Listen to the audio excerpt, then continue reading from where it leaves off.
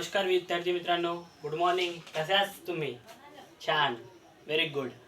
माझे नाव विशाल सुरेश गुंदेले. मी आपणास इतिहास हा विषय आज शिकवणार आहोत.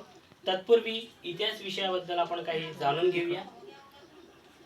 तर इतिहास विषय या ठिकाणी आपण आज बघणार आहोत. विषय आहे इतिहास.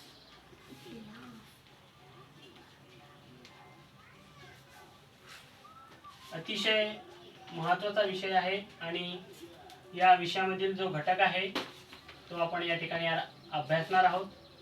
तसेच उपघटक, या उपघटकाचा सुद्धा या अनुषंगाने, पाठाच्या अनुषंगाने आपण अभ्यास करणार आहोत. तर वर्ग 10वीचा जो काही लेसन आहे तो या ठिकाणी आपण शिकणार आहोत. आणि जी काही वेळ आहे आपल्या क्लासची ती आहे 20 मिनिटं. तर आपण आज सर्वप्रथम इतिहास म्हणजे काय, तर भूतकाळामध्ये घडलेल्या गोष्टींचा आढावा घेणे. कुठंतरी कालखंडामध्ये मागील कालखंडामध्ये जे काही ऐतिहासिक पौराणिक कथा आहेत किंवा मग जे काही दडलेलं आहे ते कुठंतरी विद्यार्थ्यांपर्यंत त्याचं महत्त्व कळावं आणि विद्यार्थ्यांना महत्त्व पोहोचावं, त्या अनुषंगाने इतिहासाचं अध्ययन या ठिकाणी आपल्याला करायचं आहे. तर इतिहासामध्ये उद्योग आणि व्यापार हा जो उद्योग आणि व्यापार हा घटक या ठिकाणी आपल्याला बघायचा आहे. उद्योग व व्यापार. तर आपण कशाला म्हणू शकतो उद्योग आणि व्यापार? वेगवेगळ्या प्रकारच्या भारतीय संस्कृतीमध्ये आपले उद्योग आहेत.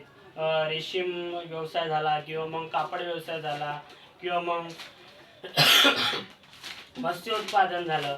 अशा प्रकारचे वेगवेगळे जे काही आपल्या उद्योग आणि व्यापार आहे ते भारतीय संस्कृतीमध्ये आहेत आणि त्याला अनुषंगाने उपघटक जो आहे तो या ठिकाणी आपल्याला बघायचा आहे. तर आपण या उद्योग आणि व्यापारामध्ये आपल्याला घटक बघायचे आहेत. रेशीम, ताग, सिमेंट. रेशीम, ताग, सिमेंट. तर हे जे काही उपघटक आहे त्या अनुषंगाने आपल्याला या ठिकाणी इतिहासामध्ये लागलेले शोध किंवा मग इतिहासामध्ये कुठकुठले व्यापार आहेत ते व्यापारांना कशा प्रकारे अंमलात आणल्या गेलं किंवा मग हुकुमशाही पद्धत कशी होती किंवा मग त्यावेळीची राजेशाही पद्धत कशी होती, त्या अनुषंगाने आपल्याला रेशीम, ताग आणि सिमेंट याचं अध्ययन या ठिकाणी करायचं आहे. तर सर्वप्रथम याच्यामध्ये एक महत्त्वाचा घटक आपल्याला माहीत पडते की रेशीम जो काही उद्योग आहे तो कोणत्या कालखंडानुसार तयार झालेला आहे. म्हणजे कालखंड हा जो भाग आहे तो या ठिकाणी सर्वात महत्त्वाचा आपल्याला माहीत पडतो. कालखंड का बरं? कारण की विशिष्ट कालमानानुसार विशिष्ट परिस्थितीमध्ये होणारे बदल किंवा मग व्यक्तीच्या स्वभावानुसार व्यक्तीमध्ये होणारी जी काही क्रिया आहे. उदाहरणार्थ म्हणायचं झालं तर उद्योग व्यापारामध्ये आपण जे काही संभाषण व्यक्त करतो किंवा मग संभाषण व्यक्त करताना जे काही देवाणघेवाण आहे, म्हणजे एखादे जर व्यवहार करायचा असला तर आपण इतकी आर्थिक रुपयामध्ये इतकी त्याला म्हणजे असं ठेव दिली बा, आणि आपण बोलताना व्यवहार करताना कशा प्रकारचा संवाद साधला पाहिजे, कशा प्रकारची प्रतिकृती दिली पाहिजे, त्याचा संपूर्ण आढावा आपल्याला या उद्योग आणि व्यापार या पाठाच्या अनुषंगाने इतिहासामध्ये बघायचा आहे. आणि एकंदरीत या पाठाचा जो काही उद्देश आहे, कुठेतरी जागतिकीकरणाच्या युगामध्ये विद्यार्थ्यांना एक निश्चित स्थान प्राप्त झालं पाहिजे आणि मग उद्योग आणि व्यापाराची कल्पना विद्यार्थ्यांना समजली पाहिजे. विद्यार्थ्यांनाच नाही तर आपल्या मानवाच्या नवनिर्मितीसाठी आपल्याला कुठकुठले घटक महत्त्वाचे ठरतात ते या पाठाच्या अनुषंगाने आपल्याला बघावयाचं आहे. स्वतंत्र उद्योगाबद्दल माहिती आपल्याला या पाठाच्या अनुषंगाने पाहायचं आहे की मानव समाजात पैसे कमवण्याचे कोणकोणते व्यवसाय आहेत. आपण धकाधकीच्या तंत्रज्ञानिक युगामध्ये बघतच आहोत की वेगवेगळे मत्स्योत्पादन झालं, शेळी उत्पादन झालं, वेगवेगळ्या प्रकारचे यामध्ये उद्योग आहेत. उद्योगांची व्यापकता हा पॉईंट सुद्धा तेवढाच महत्त्वाचा आहे.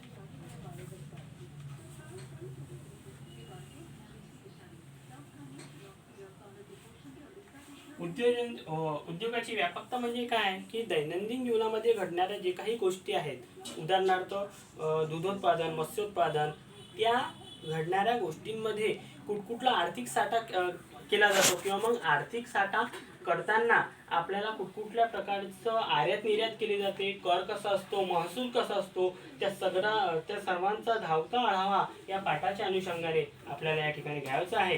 तर अतिशय महत्त्वाचा निर्णय क्षमता आणि सृजनशीलताचा हे काही जीवन कौशल्य आहे या पाठातून अभिव्यक्त होताना आपल्याला दिसते. तर एकंदरीत म्हणायचं झालं तर आपल्याला समाजामध्ये कुठंतरी इतिहासाच्या जे काही घटना आहेत ते विद्यार्थ्यांसमोर आणण्यामागे काय काय दृष्टिकोन विद्यार्थ्यांना पाहिजेत किंवा मग नवीन कल्पना काय असतात, नवीन कल्पनामागे विद्यार्थ्याची भूमिका काय आहे. समजा एखादं आपल्याला उद्योग आणि व्यापार करायचा असला तर उद्योग आणि व्यापार करण्यामध्ये कुठल्या प्रकारचं भांडवल आपल्याला त्याच्यामध्ये मिळवावं लागतं. उदाहरणार्थ जर का म्हणायचं झालं तर भारत हा कृषीप्रधान देश आहे आणि भारतीय समाज व्यवस्थेमध्ये कापूस हा जो काही व्यवसाय आहे, कापसाचं उत्पादन सर्वात जास्त होते आणि यवतमाळ जिल्ह्यामध्ये कापसाचं उत्पादन एवढं अफाट आहे की तेथे आपल्याला कुठेतरी आर्थिक उलाढाल हे वर्षाची आर्थिक उलाढाल कितीतरी पटाने वाढताना दिसतो किंवा कमी होताना दिसते. एकंदरीत म्हणायचं झालं तर एक वार्षिकांकाचा जो दर्जा आहे तो कुठेतरी कमी वाढत चाललेला आहे आणि म्हणूनच आपल्याला वेळोवेळी त्याचा जे काही सरासरी ॲव्हरेज आहे तो या भारतामध्ये आपल्याला काढावायचा आहे. त्याच्या उद्योगांमध्ये वस्त्रोद्योग, मत्स्योत्पादन हा सुद्धा जो व्यापार आहे तो तेवढाच महत्त्वाचा आहे, कारण की मत्स्य उत्पादनामध्ये सुद्धा आपल्याला वेगवेगळ्या प्रकारच्या उत्पादनामध्ये सुद्धा आपल्याला वेगवेगळ्या प्रकारच्या जे काही गोष्टी आहेत ते कारणीभूत आहेत. कारण की मत्स्य उत्पादन म्हणजे हा व्यवसाय कुठेतरी वेगवेगळे क्षेत्र आहे. प्राथमिक क्षेत्रामध्ये वेगवेगळे व्यवसाय आहेत, द्वितीय क्षेत्रामध्ये वेगळे व्यवसाय आहेत.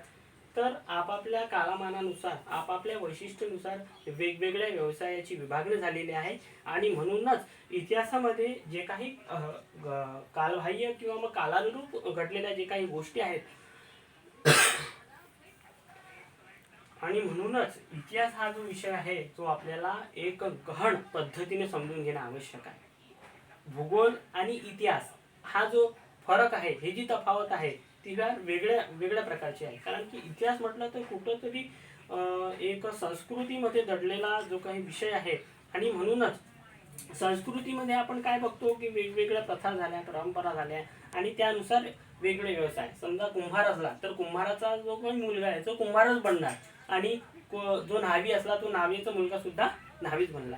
म्हणजे याच्यामध्ये आपल्याला असं दिसून येते की वेगवेगळ्या कुटुंबातून आलेले, वेगवेगळ्या जाती जमातीतून आलेले जे काही लोक आहेत ते आपला उदरनिर्वाह करण्यासाठी वेगवेगळे प्रकारचे व्यापार करतात आणि त्या व्यापारामध्ये त्यांची स्वतःचा जो काही मान आहे तो टिकलेला असतो. म्हणजेच उदाहरणार्थ एखाद्याने जर का मत्स्योत्पादन केला तर तो मत्स्योत्पादन करणाऱ्या व्यक्तीला स्वतःचं एक सर्वश्रेष्ठ त्याला स्थान असतं किंवा समाजामध्ये त्याला मान असतो की नाही, हा मत्स्योत्पादन करणारा आहे आणि त्याच्याकडून आपण ते विकत घेतलं पाहिजे. हा जो समाजाचा दृष्टिकोन आहे तो या ठिकाणी सर्वात महत्त्वाचा आहे आणि म्हणूनच आपण समाजामध्ये जीवन जगताना कुठकुठल्या गोष्टींना प्राधान्य दिले पाहिजे किंवा कुठकुठल्या गोष्टींना आपल्याला आपण त्याची मतं जाणून घेतली पाहिजे याचा संपूर्ण आढावा इतिहास या पाठाच्या अनुषंगाने आपल्याला घेता येतो. दुसरं जर म्हणायचं झालं तर इतिहास कालमानानुसार इसवी सन कालखंड हा सुद्धा तेवढंच महत्त्वाचं आहे. इसवी सन कालखंड म्हणजे काय की इसवी सन 17व्या शतकापासून तर 24व्या 25 म्हणजे पुढे जो काही शतक आहे त्या शतकाची अंमलबजावणी कशा प्रकारे होते किंवा मग त्या शतकामध्ये कुठकुठले शोध लागले आणि शोधच लागले नाही तर मानवाला कुठकुठल्या नवीन गोष्टीची आवड निर्माण झाली, कुठकुठले वेगवेगळे जे काही साहित्य आहे त्या साहित्यामधून इतिहासाची निर्मिती कशी झाली किंवा मग भौगोलिक क्षेत्रातून इतिहासाची निर्मिती कशी झाली, खगोलशास्त्र आणि इतिहासाचा संबंध काय, वैज्ञानिक दृष्टिकोन काय, या सर्वांचा आढावा इतिहासामध्ये आपल्याला पाहावयास मिळतो. एक दुसरं आणखी म्हणायचं झालं तर इतिहास म्हणजे काय, तर इतिहास म्हणजे भूतकाळामध्ये घडलेल्या गोष्टींची वर्तमानात घडलेल्या गोष्टींसोबत त्याची पुनरावृत्ती करणे म्हणजे इतिहासाचा खरा अर्थ घेणे होय, असं अनेक शास्त्रज्ञांचं मत आहे. परंतु काही ठिकाणी आपल्याला असं तफावत आढळते की विविध शास्त्रज्ञ म्हणतात की इतिहासाचा जो काही शिवाजी महाराजांचा असो किंवा मग त्या काळामध्ये जे उद्योग व्यापार साम्राज्य चालायचं ते फार कमी म्हणजे विस्कळीत व्हायचं, असं वेगवेगळे मत आहेत. काही अपवाद सुद्धा आहेत. परंतु आपल्याला जे काही अनुभवायचं आहे, जे काही वास्तविकतेच्या जोरावर आपल्याला समाजामध्ये प्रस्थापित करायचं आहे, त्याचं कुठंतरी देणं, त्याचं कुठंतरी आपल्याला एक आवड समाजामध्ये निर्माण व्हावी, म्हणूनच आपल्याला इतिहास विषय हा गहन प्रकारे समजणं आवश्यक आहे. उद्योग आणि व्यापारामध्ये आपल्याला वेगवेगळ्या प्रकारचे साधनं दिसतात. समजा उदाहरणार्थ आपण घ्यायचं झालं तर आता रेशीम झालं, ताग झालं, सिमेंट झालं. सिमेंट हा उद्योग सुद्धा तेवढाच महत्त्वाचा आहे, कारण की कन्स्ट्रक्शनचं जे काम आहे ते सिमेंट शिवाय होत नाही. म्हणजे कुठंही आपण जर का काम करायला गेलो तो सिमेंट लागतेच. सिमेंट हा सुद्धा महत्त्वाचा जो काही उद्योग आहे तो भारतामध्ये आहे. आणि सिमेंट हा जो आर्थिक स्तरावर जो चालणारा व्यवसाय आहे तो खूप प्रमाणात आहे, कारण की काळाची गरज आहे. कुठलंही आपण साधं भिंत जरी उभा करायला त्या ठिकाणी आपल्याला सिमेंट लागतं. म्हणजे भिंत जरी आपण उभी केली तर त्याला अर्धा पोतं किंवा एक पोतं सिमेंट लागते. मग आर्यात निर्यातचा आपण भाग बघितला तर इतिहासामध्ये ही जी काही देवाणघेवाण चालते, ही जी काही आर्थिक उलाढाल चालते ती कशा प्रकारची होती, किंवा मग माणूस हळूहळू कसा प्रगत होत गेला आणि त्याच्या नवनवीन कल्पना इतिहासामध्ये कशा रूढ होत गेला, याचा संपूर्ण आढावा उद्योग आणि व्यापार या धड्याच्या अनुषंगाने आपण बघितलेलंच आहे. अतिशय महत्त्वाचा पाठ आहे. आणि काही तुम्हाला अडचणी असल्या तर तुम्ही मला विचारू शकता. आणि इतिहास हा फक्त पाठांतर करून घेण्याचा विषय नाही, तर समजून घेऊन विद्यार्थ्यांच्या काही समस्या आहेत, विद्यार्थ्यांना काही प्रश्न आहेत का, ते आपण कसे सोडवले पाहिजेत याचं सविस्तर वर्णन आपल्याला या इतिहासाच्या माध्यमातून पाहायचं आहे.